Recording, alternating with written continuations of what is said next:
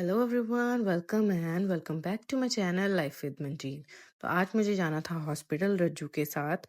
इसीलिए मैंने घर के सारे काम फटाफट से ख़त्म किए और मैं पहुंच गई थी ठीक 9 बजे हॉस्पिटल। हॉस्पिटल क्यों? क्योंकि ताया जी का एचपी कॉन्टिन्यूसली कर रहा है फॉल। यही चीज़ हमें डॉक्टर के साथ डिस्कस करनी थी, पर उसी के लिए हमें बहुत ज़्यादा वेट करना पड़ा। बहुत ज़्यादा लंबी लाइन थी, बहुत ज़्यादा गर्मी थी, पर फाइनली हम डॉक्टर से मिल गए और यही चीज़ फाइनलाइज हुई कि will go with blood transfusion, जिसके लिए रिक्वायर्ड थे एडमिशन। हम ताया जी को लेके साथ नहीं आए थे, इसीलिए फिर हम पहुंचे घर।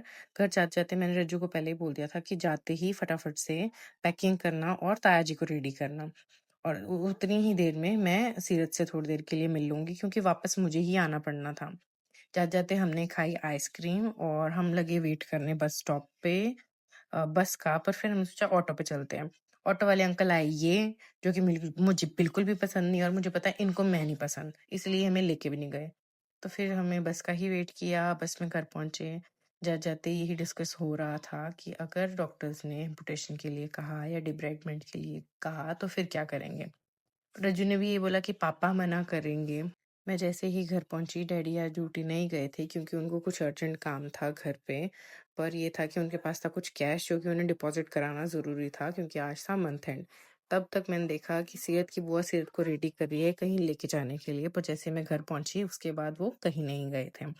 हमने फटाफट से ताया जी को रेडी किया, पर उसमें टाइम बहुत चला गया इसलिए हम हो गए थे लेट। तो हम जैसे ही पहुंचे तो उन्हें एडमिट कर दिया गया सेकंड फ्लोर पे।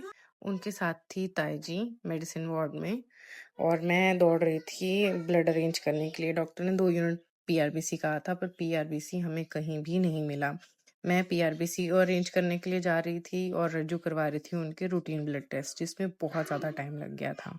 सारी जगह ढूँढने के बाद भी जब हमें पीआरबीसी नहीं मिला, तो मैंने डॉक्टर से कहा कि सर इज़ इट पॉसिबल कि हम पीआरबीसी की जगह होल ब्लड लगा दें? तो उन्होंने बोला चलो ठीक है, जो भी अवेलेबल है वो लगा देते हैं।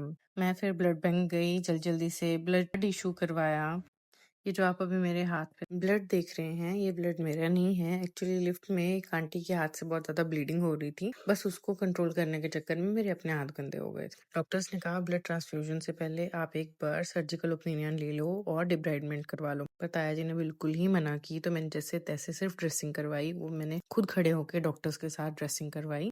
ड्रेसिंग के बाद अब टर्न थी ब्लड ट्रांसफ्यूजन की, क्योंकि टाइम बहुत ज़्यादा हो गया था, ऑलरेडी 7:30 हो चुके थे। तो मनु भैया ने मुझे घर छोड़ा।